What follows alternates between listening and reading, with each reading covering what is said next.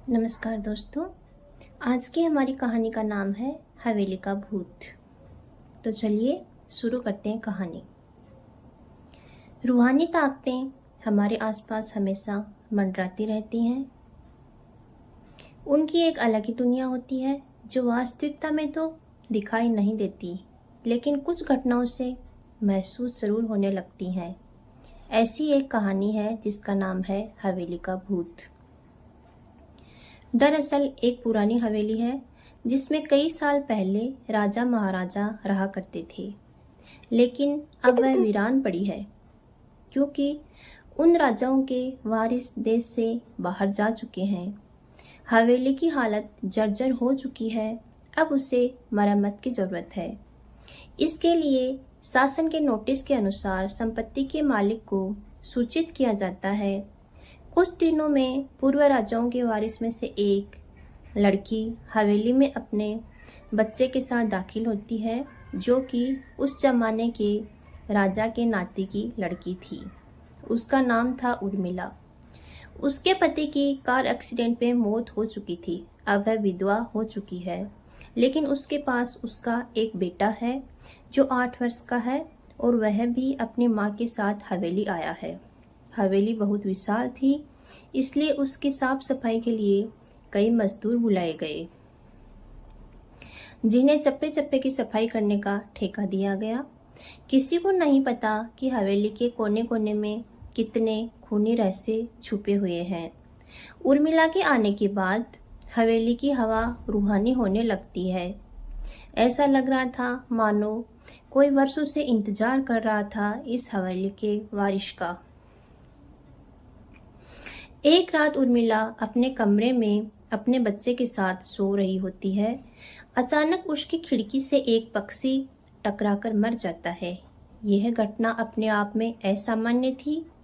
पक्षी टकराते ही उर्मिला की नींद खुल जाती है और जब वह लाइट जलाकर देखती है तो डर से चीखने लगती है, क्योंकि उस कमरे की खिड़की से एक पक्षी फंसा हुआ था और उसके शरीर से खून की बूंदें फर्श पर गिर रही थी। नज़ारा इतना भयावह था कि वह अपने बच्चे को उठाना नहीं चाहती थी, लेकिन उर्मिला हिम्मत करके उस पक्षी को खिड़की से बाहर फेंक देती है।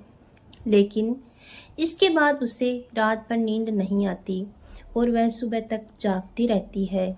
दरअसल वह जानना चाहती है कि यह किसी की शरारत तो नहीं है। सुबह होते ही वह अपने यहाँ काम कर रहे मजदूरों से जाकर कहती है कि रात को मेरे कमरे की खिड़की पर कोई पक्षी आकर टकराया था और तुरंत मर गया। क्या तुम लोगों में से किसी ने यह हरकत की है? क्योंकि पक्षी खुद तो खिड़की से नहीं टकरा सकता। मजदूर कहते हैं, नहीं, हमने तो खिड़की से नीचे किसी पक्षी को मरा हुआ नहीं देखा। हम तो अभी वहाँ से चले आ रहे हैं और जब सभी जाकर देखते हैं तो वहाँ वह पक्षी नहीं होता है। उर्मिला घबराने लगती है कि ये क्या हुआ।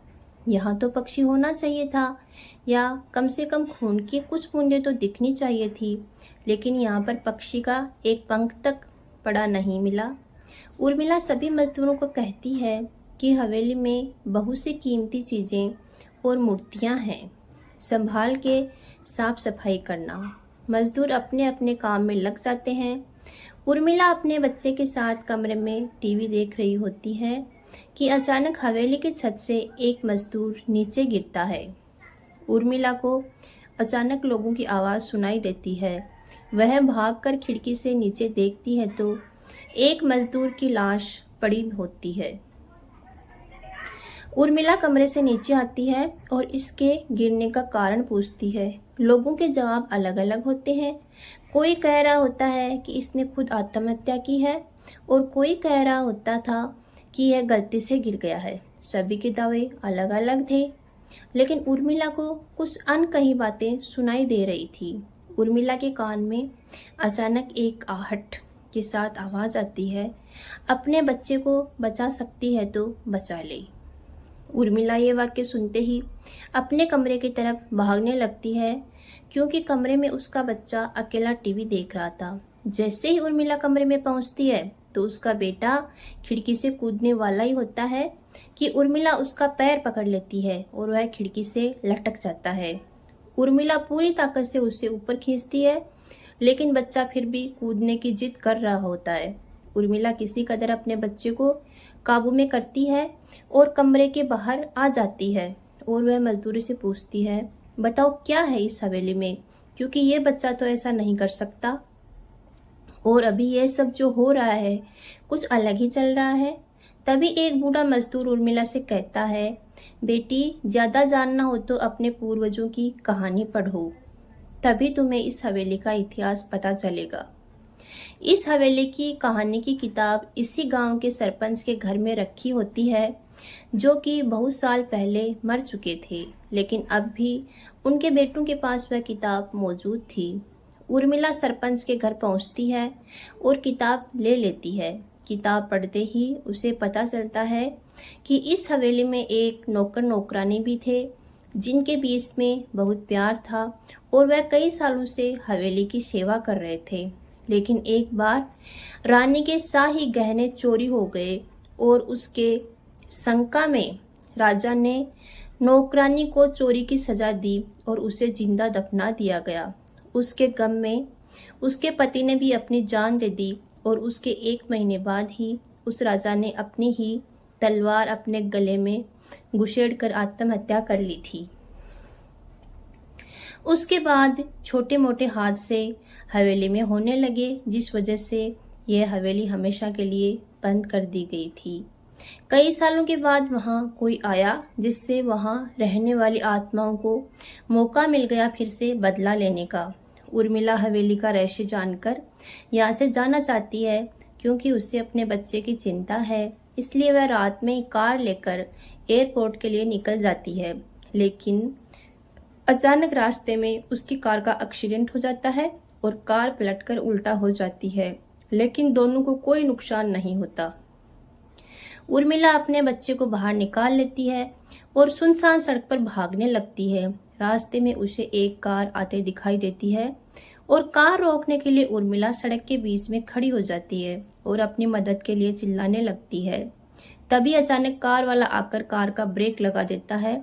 उर्मिला पास जाकर देखती है तो उसकी हिम्मत बढ़ जाती है, क्योंकि यह एक पुलिस ऑफिसर होता है। उर्मिला हड़बड़ाहट में उसे अपनी बात कहती है और रोने लगती है। पुलिस ऑफिसर उन्हें अपनी गाड़ी में बैठने को कहते हैं और रोड में जाने लगते हैं। रास्ते में एक बूढ़ा सड़क पर जा रहा होता है और इनकी कार के सामने आते ही रोड पर गिर जाता है।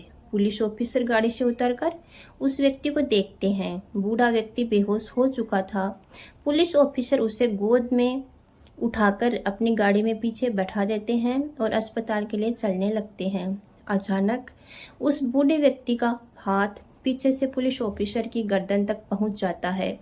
पुलिस ऑफिसर झटपटाने लगते हैं और अचानक गाड़ी का ब्रेक लगा देते हैं। गाड़ी की स्पीड कम होने की वजह से कार वहीं खड़ी हो जाती है और ऑफिसर अपनी गन निकालकर बूढ़े की तरफ निशाना लगाकर गोली चला देता है।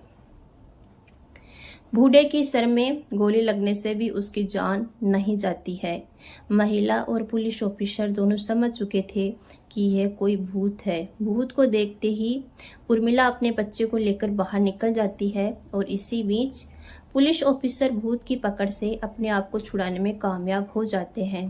पुलिस ऑफिसर के बाहर निकलते ही तीनों बाहर रोड से भागने लगते हैं और कुछ देर भागते हुए उन्हें सड़क के किनारे जगमगाती लाइट्स दिख रही होती हैं। पुलिस ऑफिसर उर्मिला से कहते हैं कि मैडम यह एयरपोर्ट है, जल्दी चलिए।